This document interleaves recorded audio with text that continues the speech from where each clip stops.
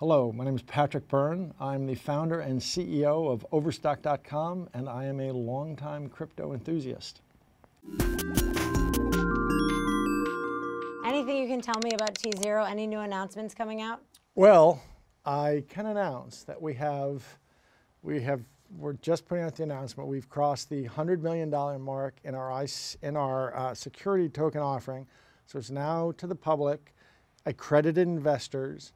However, I want to emphasize this is extraordinarily risky, extremely dangerous. The general public should think of coming nowhere close. In fact, most of these ICOs you should get nowhere close to, but ours is very risky. Accredited investors only. Even if you are accredited, it should be.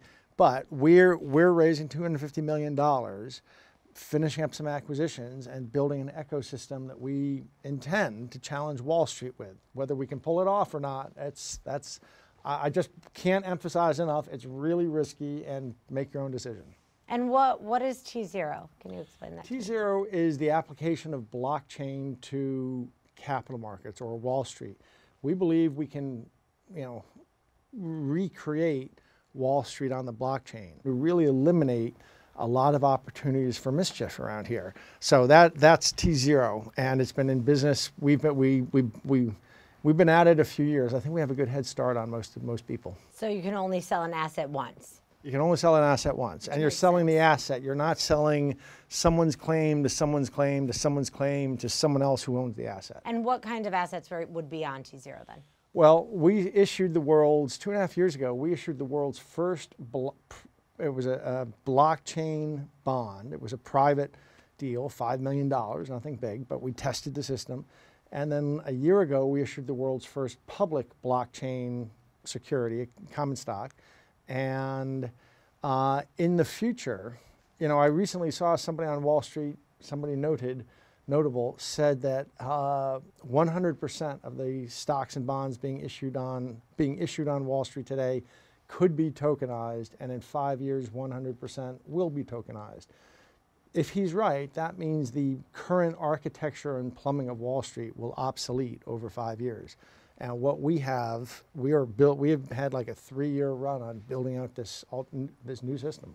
And has it been difficult having a public company? Is it easy to just have an ICO and to create a blockchain investment company that's wholly owned by a public company? How does that work? It's been kind of weird. And 4 years ago, when I started telling my shareholders, look, I'm diverting tens of millions of dollars to this thing called blockchain, and I'm sorry, trust me, this is going to be huge. And I did hear a lot from shareholders about, we hear Bitcoin is about ecstasy dealing and gun running and all this kind of stuff.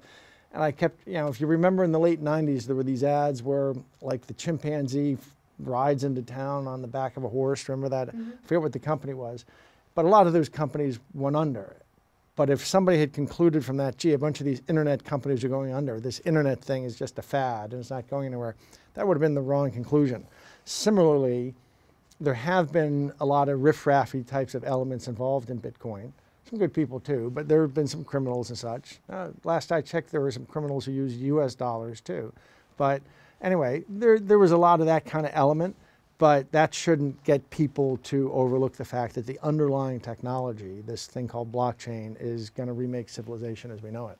And what do you think people get most wrong about blockchain?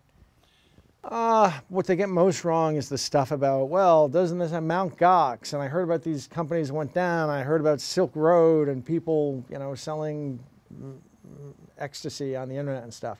And it still suffers from that stigma.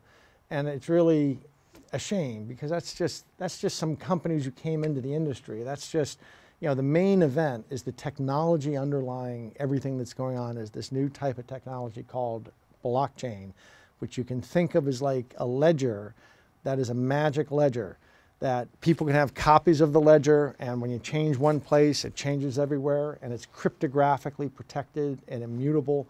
So we can finally have a version of the truth that is the truth, and we don't have to depend on third parties to sprinkle holy water on it and say, yes, this is the truth. We know that the laws of mathematics have cryptographically protected it. So that's an application that can apply with which you can disrupt Visa cards, capital markets, land titling, birth and death records, you can disrupt government. There's all kinds of aspects of government that can be made foolproof and in a way so there's no corruption. So governments have started joining, looking into blockchain and saying, oh, this is great, this is going to get us, complete surveillance of society. Well, actually what it's going to do is give society complete surveillance of government. So it's breathtaking in what it's going to do for the world.